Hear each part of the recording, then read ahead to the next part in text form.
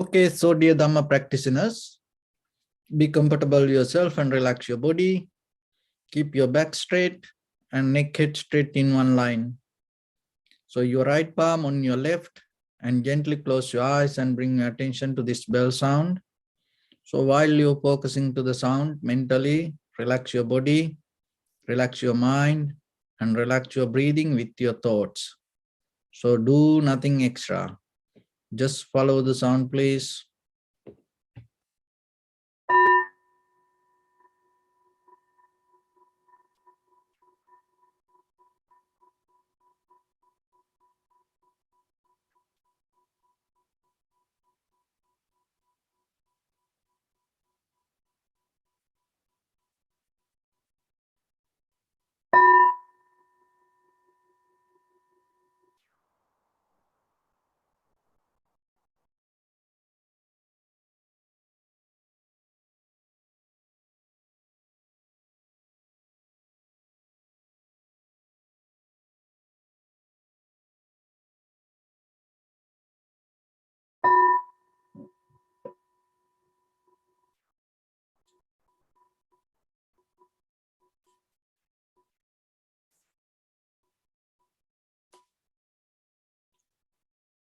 Namo tassa bhagavato arahato samma sambuddhassa. Namo tassa bhagavato arahato samma sambuddhassa. Namo tassa bhagavato arahato samma sambuddhassa. Homage to the Blessed One, the Exalted One, the fully enlightened One. So, dear Dhamma practitioners, practicing meditation is a way of purifying our mind. So, the purification of mind is very necessary as ordinary people for us, because through our samsaric journey, we develop certain kind of habitual patterns, and at the same time, in this very lifetime, with our perception, all the information related to our eye, ear, nose, tongue, body, and we have certain memories accumulated already, and that through that memory, we live our life. So that's why it's mostly we are kind of like a shadow living. Shadow living is kind of like this. So whatever that in the past you're able to do, and you are not anymore capable to perform that, but still you hold it to that memory.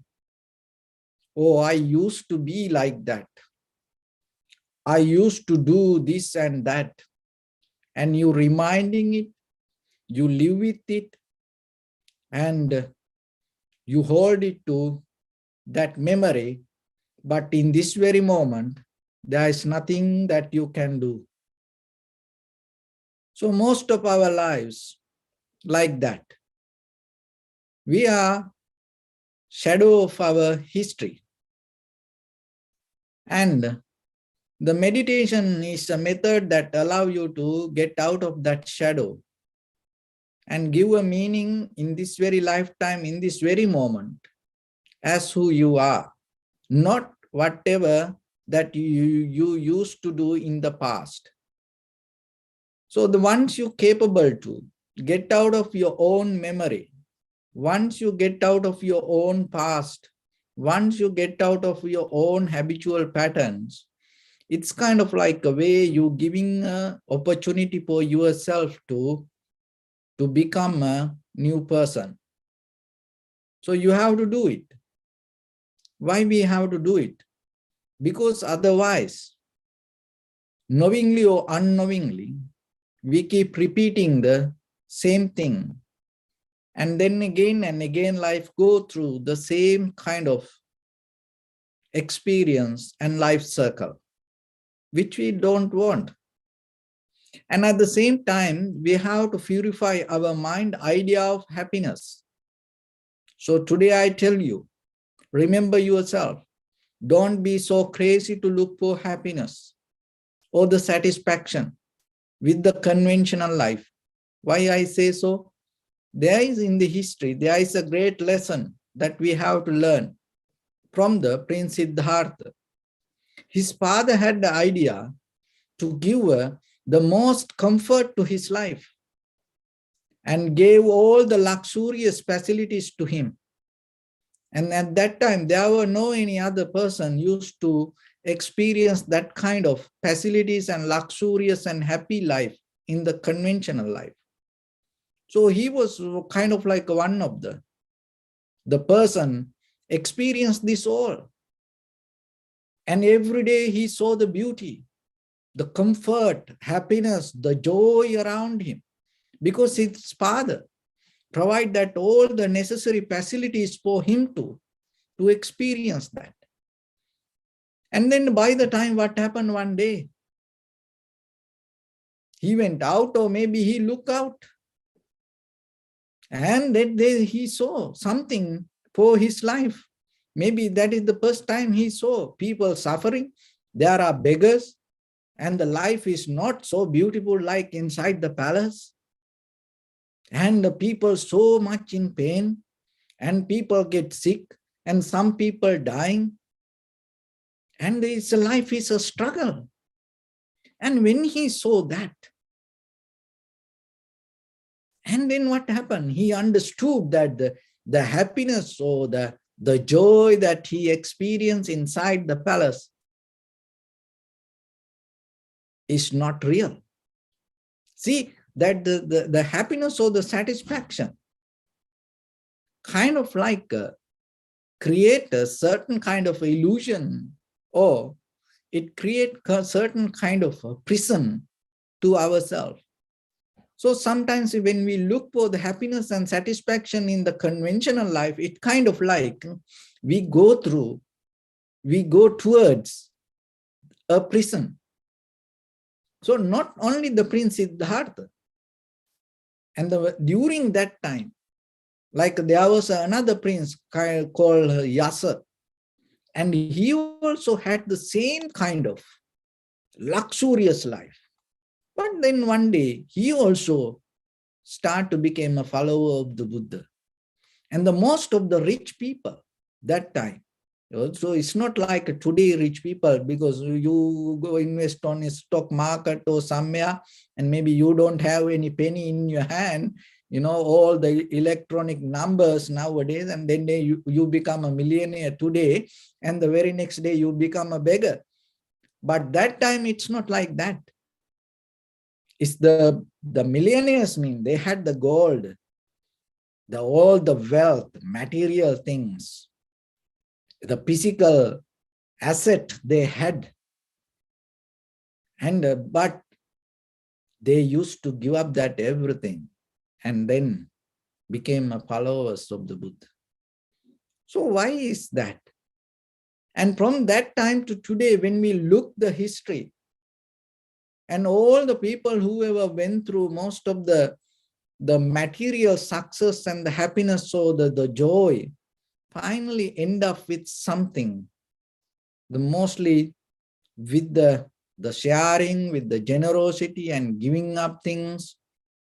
So developing kind of like organizations, or developing kind of like a fund to give things to others. So then we have to understand, in the end of this material success, still there is no kind of like a deeper satisfaction. So the best lesson that we have to get out of the Prince Siddhartha. And it is not just by mistake. So it is a very nature of the human mind. Why? Because when you are in too much facilities, when you are in too much happiness, when you are in too much joy, very easily you start to get hurt out of that own happiness, success, or the satisfaction. And once you get hurt, it is very difficult to heal. And that's why the spiritual path from that time to today, invisibly, underneath this all the material world, this is governed, it's lead that each and everyone towards kind of like a deeper serenity, harmony, and the peace, towards tranquility state, somehow little by little, little by little. So we all are in that journey in certain ways. But the thing is, don't allow it to happen itself. Don't allow it to happen by the time. Why? Because we don't know by the time how things going to happen. So this is a very great opportunity for yourself to develop it inside you. And by the time that when you develop this, keep practice this you yourself, you can get a greater benefit before you hit the wall, or before you hit the misery in front of your life. Because in the future, maybe, we keep chasing and we looking for material happiness and satisfaction and the joy, this physical joy, the emotional recovery. We keep looking and we keep going that way. And by the time maybe it take us to great misery, very sad and unhappy situations, maybe it take us to kind of like a very, very difficult, hard situation, which we can't get out of it without paying from our life. So then before that, this is a method that you understand something, develop certain wisdom. Because once you have that wisdom, the journey itself become safe for you. You become kind of like having the bird have a strong feathers, wings, because then you're not going to depend on the tree branch. Because you're not going to depend on the sitting itself, because you are strong to fly. Then you become free from any boundaries. That is what you need. Your wisdom, that is what allows for your wisdom. It's not going to change the outside circumstances, but it allows you to strengthen yourself and give certain kind of necessary understanding and wisdom to go through all up and downs in your life. So once you have it, you don't look for some other happiness or satisfaction. So you are not depending from any hopes. So whatever comes to you, you are ready to go through it. That is what you need. So once you have it, the failure is going to become an opportunity for you to move forward. It's like the eagle. Before eagle start to fly, more than 99% it get fail. After 99%, that failures happen again and again and again and again, go through the very difficulties. Finally, it start to fly. But once it start to fly, it go higher. And it get the best view out of that all the birds. It has power to go to the highest and experience the sky. So be like that. Develop yourself. Don't afraid for failures.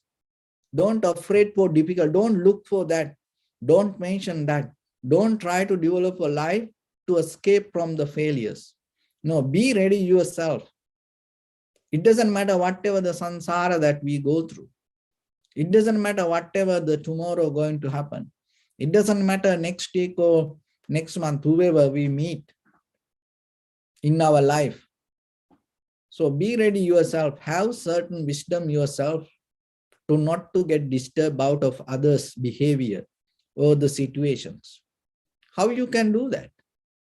So if you too much focus towards outside happiness, satisfactions, emotional recovery, you can't get that strength. That is the bottom line. Be with that. Start your practice from that point. Because if you go that way, if you depend on that kind of outside happiness, satisfaction, joy, emotional recovery, you always going to get hurt out of it. So then for a moment, you have to let it be there like that way. It's nothing wrong with that, but let it be there like that. Bring some kind of attention towards you. So the meditation is a method, and the practicing moment is a method yourself.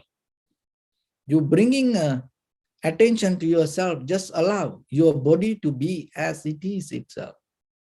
You don't need to do anything in the beginning. Just start to practice at least sitting. Can you sit a little bit? Can you allow this body to be itself? Because once it becomes itself, it becomes part of this entire universe. Can you bring that harmony to at least physical? Forget about mental. So from that point, little by little, keep that collective awareness, collective attention. That means maybe your thoughts go here and there, and bring that all the thoughts to one mental object, whatever exists in this very moment. So for all of us, one of the very comfortable mental object is our own inhalation, exhalation. It's nothing to do with believing. It's nothing to do with any religion. It's nothing to do with any ethnic groups. It's nothing to do with any kind of colors. It's nothing to do with any kind of caste. We all have the same experience when it comes to inhalations and exhalations. And it has a deeper connection to keep each and everyone together. My inhalation become your exhalation, and your exhalation become my inhalation. That bond, no one can break. So at least keep that in your mind. Then there is you're not going to separate each and everyone. And at least you first level, you start to recognize, even though we have different behavior, fundamentally, we all come from the same nature. That understanding is very necessary. But it's just believing you can't get it. You have to get it through kind of like a certain experience. So the observation, this deeper recognition will take you to that experience. That's a beautiful journey. And some people maybe like to experience the landscape, but don't want to climb the mountain. You can't do that way. So that's why you have to sit and you have to experience it. You have to allow everything to settle down itself. Let your body head to toes, each and every organ to be with your breathing. And just let it be. And at the same time, observe yourself how this inhalation, exhalation happen. When you observe this way, what happens? Sometimes our inner behavior, our inner mind, our own mind start to disturb us. Why that disturb come to us like that way? There is a reason for that. There is the method called symbolism. This symbolism is as human being, we are the one who created that. And out of our actions, places, words, object, personality, that everything, we have power to imagine with the symbol. We are kind of like a masters to symbolize the whatever come to our mind, because that's where our mind exists, with the names and the forms. So this symbolic interpretation happen inside us. And we are the one who developing it. And now we are caught up in it. So that's why without symbols, we are not going to understand anything. But the thing is, these symbols make you very limited. You don't see it. These symbols make you very limited. So as example, when we say mother, father, and then it come to your mind that your mother or the father has a picture, that's a symbol. But the motherhood and the fatherhood not limited just to your mother.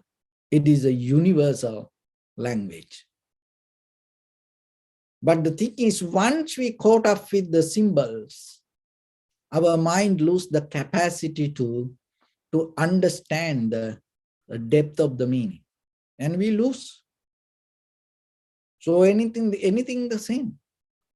So then the purification of the mind means another way. So yourself to rescue your mind from this symbolism. So even it's very sad sometimes when it comes to the Buddha and the people stuck with the statue. And even that when it comes to good and bad, sometimes there are certain pictures in you. And when it comes to right and wrong, sometimes even in the very conventional life, you understand that right and wrong through the symbols.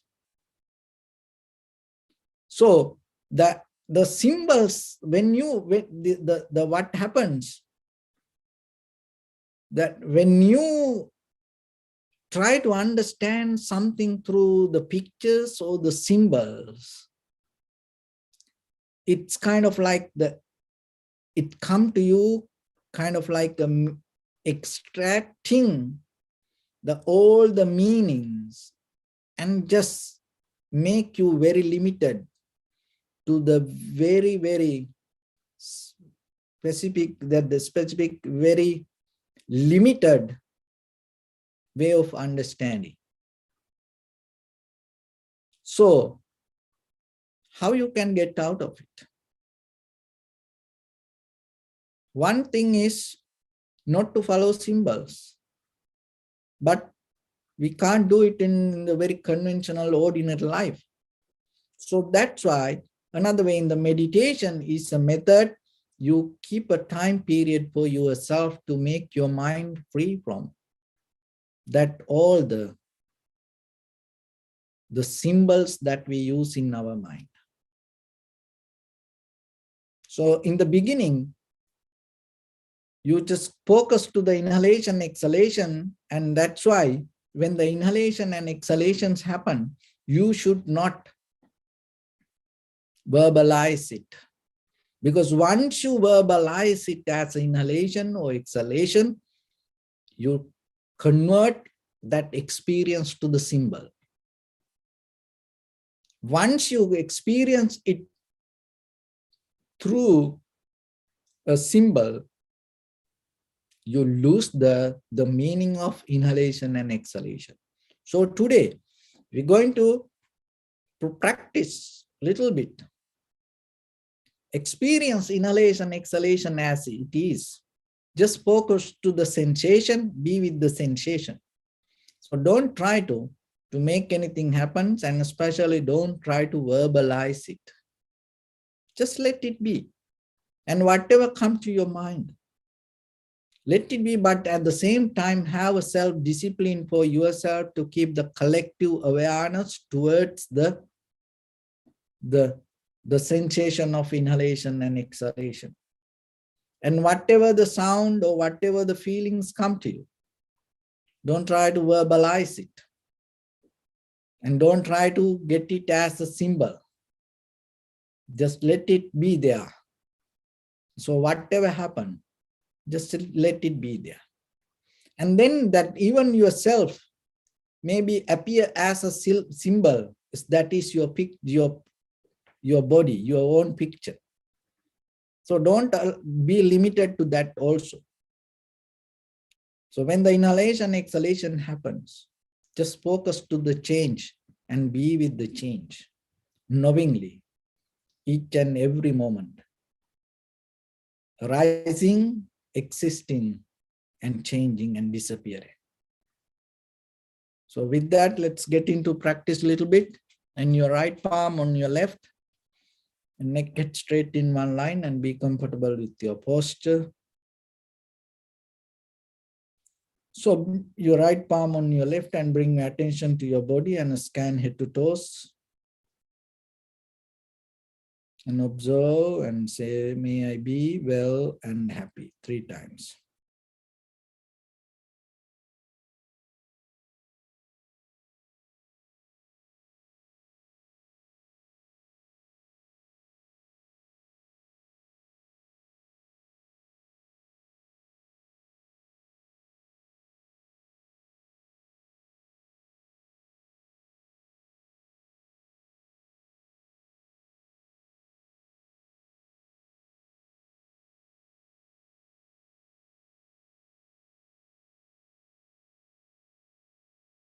Take a moment and think. We gathered here in this moment to practice this ancient meditation technique. All the Buddhas, all the enlightened masters followed this path and achieved wisdom. So we also gathered here to accumulate that knowledge. In this moment with this sitting, may my body become more comfortable, may my breath be more smooth, may no difficulties come to me, may all the success come to me. Also think for a moment, this is the last moment spending in this very lifetime, and detach your mind from all your past memories and as well as any kind of future thoughts. Just try to remain in the present moment, observing the sensation of your inhalation and exhalations.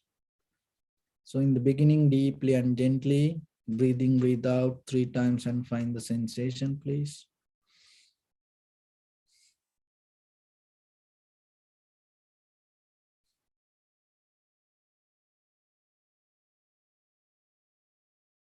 And allow your inhalations, exhalations happen itself. And when it happens, just recognize inhalation as inhalation, exhalation as exhalation. Do nothing extra.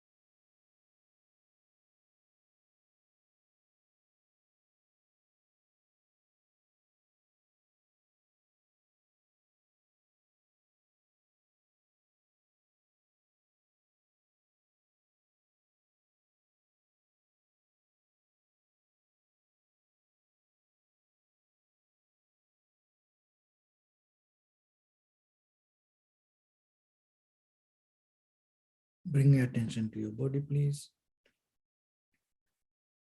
Observe your posture.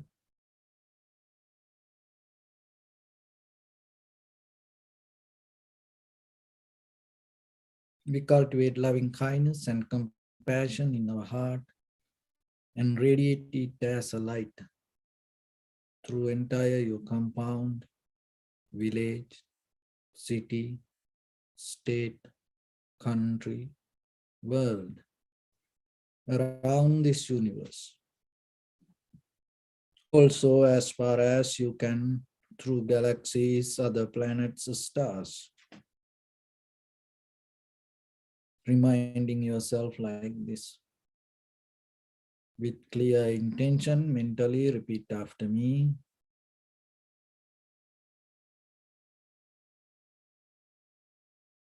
May all living beings in this universe be well and happy.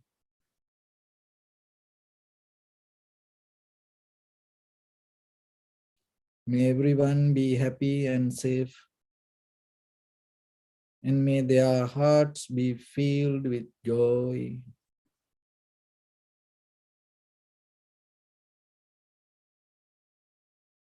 May all living beings live in security and in peace.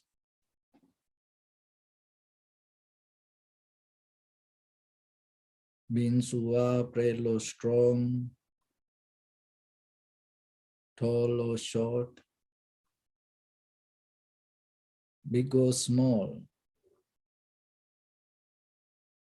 visible or not visible,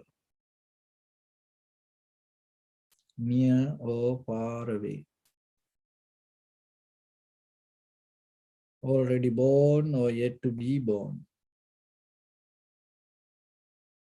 May all of them dwell in perfect tranquility.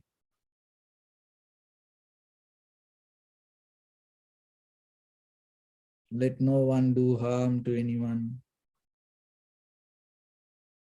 Let no one put the life of anyone in danger. Let no one out of anger or ill will wish anyone any harm.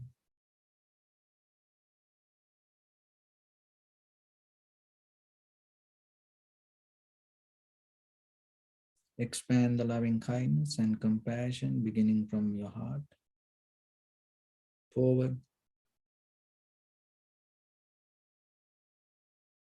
Visualize yourself and send it as a light.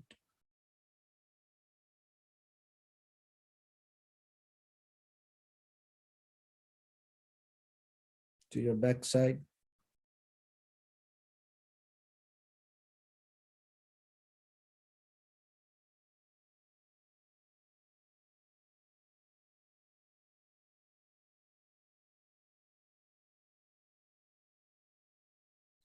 To your left side.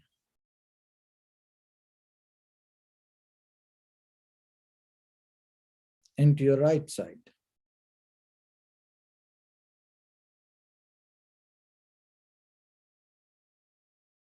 Downward.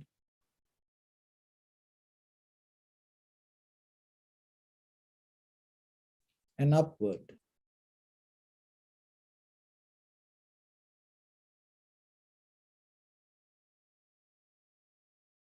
To all 6 directions at once.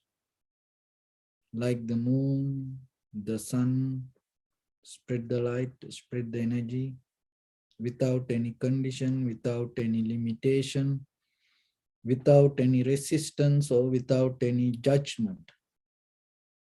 Let your heart to shine with the loving kindness and compassion from the bottom of it, with the maximum effort to the highest.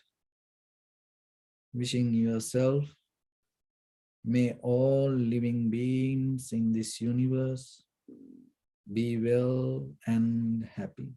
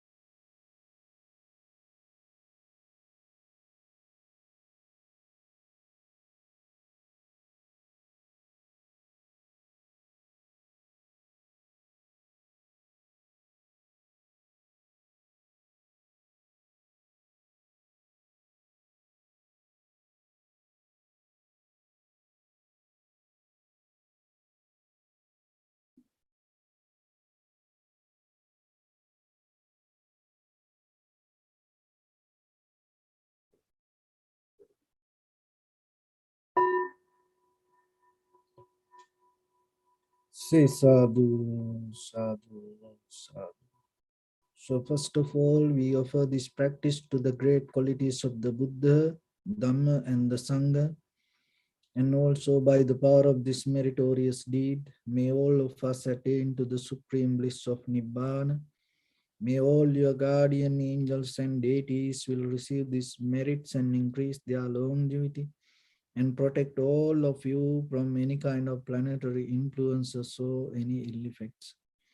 Ittavata cha me sampadam punya sampadam sabbe deva numodantu sabba sampatti siddhya sabbe bhuta numodantu sabba sampatti siddhya sabbe satta numodantu sabba sampatti siddhya Imaya dhamma nu dhamma patipattiya buddham pujemi dhammam pujemi sangham pujemi Attaya imaya patipattiya jati jara vyadhi maranam ha paribundissami Idamme punya kammang asavakkaya vahang hotu sabba dukkha pamuntutu. Bless you.